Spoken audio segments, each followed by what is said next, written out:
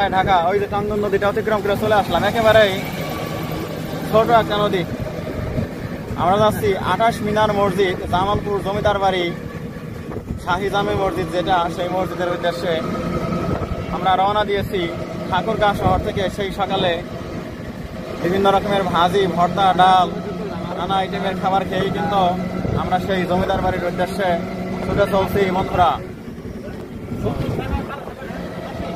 সেই বিখ্যাত জামালপুর জমিদার বাড়ি পশ্চিমবঙ্গের তাজপুর জমিদারি পরগনার রওশন আলীর পুত্র জামালপুর জমিদার বাড়ির যিনি প্রতিষ্ঠাতা জামাল উদ্দিন রওশন আলীর পুত্র, তিনি কিন্তু জমিদারি স্টেটের ভিত্তিপ্রস্তর, তার গৃহের যে ভিত্তিপ্রস্তর তা স্থাপন করেন ইংরেজি 1862 সনে।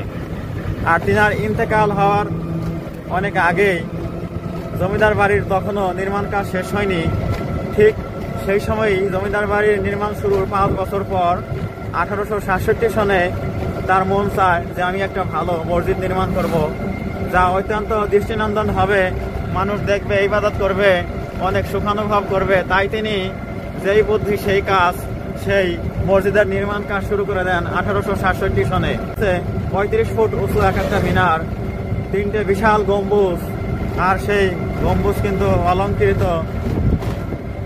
আর সেই বিশাল মসজিদে প্রচুর মুসল্লি নামাজ আদায় করতে পারেন। প্রায় 300 থেকে 600 জন মুসল্লি একসাথে নামাজ আদায় করতে পারেন। এই মসজিদটি কিন্তু অত্র এলাকার মানুষের গর্ব। প্রাকৃতি বলা চলে ইংরেজ আমলে, সেই আজ থেকে প্রায় 150 বছর আগে সেই জামালপুর জমিদারি স্টেটে এই বিখ্যাত মসজিদটি স্থাপিত হয় 1867 সনে বন্ধুরা। তো আমরা সেদিকেই যাচ্ছি। প্রবেশ পথেই রয়েছে বিশাল একটা তোরণ, সে তোরণ দিয়েই আমরা ভিতরে ঢুকবো। জমিদার বাড়িটাকে আপনাদেরকে ভালোভাবে বন্ধুরা দেখাবো। বাংলাদেশের অধিকাংশ জমিদার বাড়ি কিন্তু হিন্দু রাজত্বের জমিদারগণ রাজত্ব করতেন, হিন্দু জমিদারি স্টেট ছিল। আর শুনে অবাক হবেন, এই জামালপুর কিন্তু হিন্দু জমিদার বাড়ি নয়, এটা কিন্তু পশ্চিমবঙ্গের তাজপুর পরগনার রওশন আলী সাহেব, যিনি একজন জমিদার ছিলেন, তারই পুত্র জনাব জামাল উদ্দিন, তিনি বাংলাদেশে এই ঠাকুরগাঁয়ে এসে জামালপুর জমিদারি স্টেট 1862 সনে প্রতিষ্ঠা করেন। আর সেখানেই তিনি তার মনের অন্তিম ইচ্ছা অনুযায়ী 1867 সনে একটি দৃষ্টিনন্দন মসজিদ স্থাপন করেন, যা পর্যটন মান রাখে, যার অনেক গুরুত্ব রয়েছে।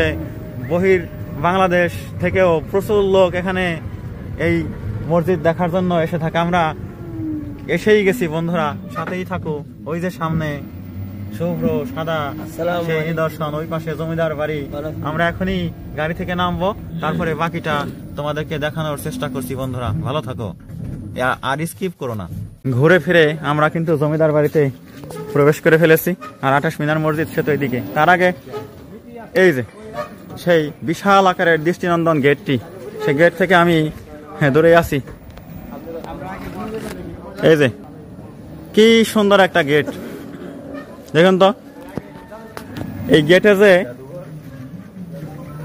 এই যে পাল্লা তৈরি করা হয়েছে, এখানে নিচে বল ব্যবহার করা হয়েছে, এই যে বিয়ারিং ব্যবহার করা হয়েছে। কি সুন্দর, কি সুন্দর লাগছে, কাঠের দরজা।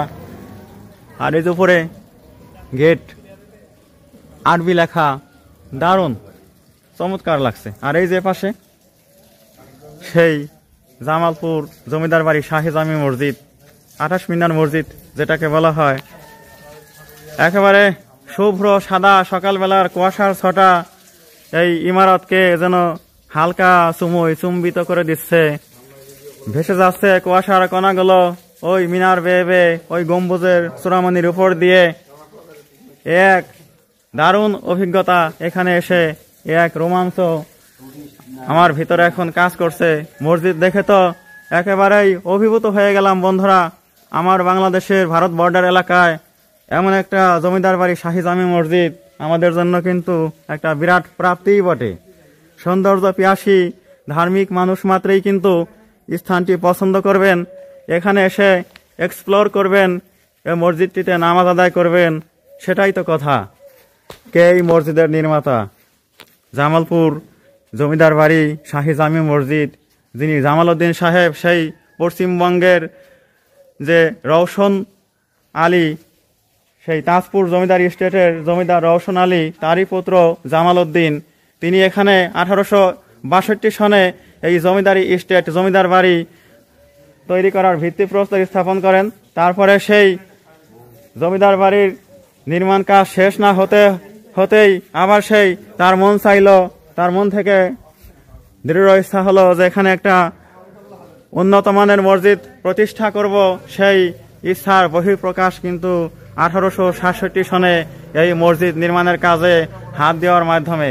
অত্যন্ত সুন্দর, একেবারে আকাশচুম্বী মিনারগুলো ভূমি থেকে 35 ফুট উঁচু, আর এই ইমারতটির যে ইমারতের অবকাঠামো 29 ফুট বাহির থেকে ইন্টু 47 ফুট, আর বারান্দা বাদে 21 ফুট ইন্টু 47 ফুট। এই তো এই মসজিদটির চারদিকের চৌহদ্দির যে আয়তন এরিয়া, যাই বলুন না কেন, 28টি মিনার। আর এই যে মসজিদের সামনে যে প্রবেশ পথ, সেই প্রবেশ পথের উপরেও কিন্তু 4টে মিনার দেখতে পাচ্ছি। অত্যন্ত সুন্দর, অত্যন্ত সুন্দর। আর সেই 28 মিনার বিশিষ্ট এই মসজিদটিতে একসাথে কয়েকশত লোক নামাজ আদায় করতে পারেন, তাদের মনের চাহিদা পূরণ করতে পারেন, তাদের আশা আকাঙ্ক্ষার প্রতি এখানে আসলে, এখানে এই মসজিদ দেখার মাধ্যমেই কিন্তু তাদের প্রচুর আনন্দ অনুভব হয়ে থাকে মনে। এখানে আপনারা আসবেন, আপনারা সরাসরি একটু পরে আমরা ভিতরটা দেখিয়ে দেব, তার আগে বহিরাঙ্গনটা আমি একটু দেখিয়ে দিলাম। এখানে আসলে আপনারা সেই ঢাকা থেকে ঠাকুরগাঁ আসবেন, ঠাকুরগাঁ শহর থেকে শিবগঞ্জ উপজেলা মাত্র 28 কিলোমিটার, আর তারও আগে হলো সেই শিবগঞ্জ যাওয়ার পথে এই জমিদার বাড়ির মসজিদটি। বন্ধুরা, আপনারা স্কিপ করবেন না, আমাদের সাথেই থাকুন। পেরিয়ে গেলে এই যে বারান্দা চত্বর, এখানে তো উপরে কিন্তু শেড নেই। যাই হোক, আমরা ভিতরে প্রবেশ করতেছি। এই যে ভাইয়ের সাথে যাচ্ছি, এই যে তিনি আমাদেরকে দেখানোর জন্য নিয়ে এলেন। কি সুন্দর কারুকাজ করা, এই যে ডিজিটাল একটা ঘড়ি আর ইলেকট্রিক ফ্যানগুলো আধুনিক যুগে সেট করা হয়েছে। বললাম যে লাল নীল যে আলো জ্বলে, হ্যাঁ হ্যাঁ, আপনি এখান থেকে বুঝতে পারবেন। হ্যাঁ, এই যে গ্লাসের নমুনা দেখানো হচ্ছে, এই যে একটু জুম করে দেখাচ্ছি। কেমন সুন্দর আলোর ঝলকানি, প্রজাপতি, রঙিন প্রজাপতি, ঝিলিমিলি, তার চেয়েও সেই পাখার চেয়েও সুন্দর প্রজাপতির গায়ে যে রং। আমার একটু পায়ে সমস্যা, মানে আচ্ছা, তারপরে দেখি চেষ্টা করি আমি একটু দেখাতে পারি কিনা। আমার একটু হেল্প করো আমাকে। হ্যাঁ হ্যাঁ, এই যে বন্ধুরা, আহা কত বড় একটা চাকতি, হ্যাঁ, একটা মানে ফুল চাকতির মতো, মানে নানান রকমের যে 7 রং মনে হয় না, 7 রঙই সম্ভবত।